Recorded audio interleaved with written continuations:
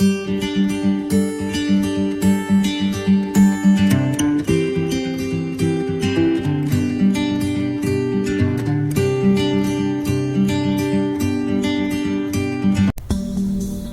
ጤና ይስጥልን። እንኳን ወደ አዲስ ሙዳይ የዩቲዩብ ቻናላችን በሰላም መጣችሁ።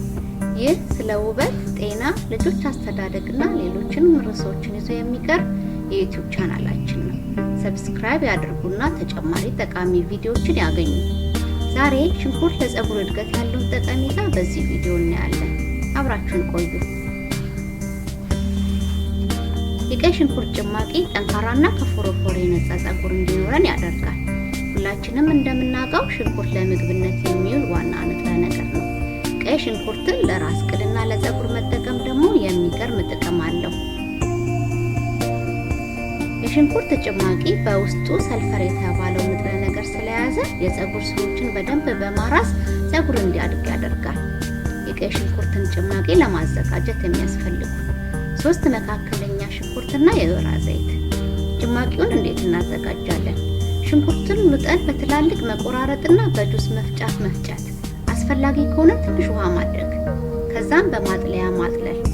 ይህ ምንም የሽንኩርት የፀጉራችን ላይ ተሰግዝፎ እንዳይቀር ይረዳል። የፎረፎር ችግር ካለብዎ ደግሞ የወይራ ዘይት መቀላቀል ይቻላል። ያለዚያ ግን የሽንኩርቱን ጭማቂ ብቻ መጠቀም ይቻላል። እንዴት እንጠቀማለን? ጭማቂውን በትክክለኛ መንገድ መጠቀም ያስፈልጋል። በቪዲዮ ላይ እንደሚታየው ጥጥ በሽንኩርት ጭማቂው በማራስ የራስ ቅላችንን በሙሉ መቀባት፣ ከዛም በጣቶቻችን የራስ ቅላችንን ከ10 እስከ 15 ደቂቃ በደንብ በማሸት ማዳረስ። የራስ ቅልን ማሳጅ ማድረግ የደም ዝውውርን በመጨመር የፀጉር እድገት እንዲፋጠን ያደርጋል። ፀጉሩን ከ1 እስከ 2 ሰዓት እንዲቆይ ካረጉ በኋላ ሻምፖ በመጠቀም በደንብ መታጠብ።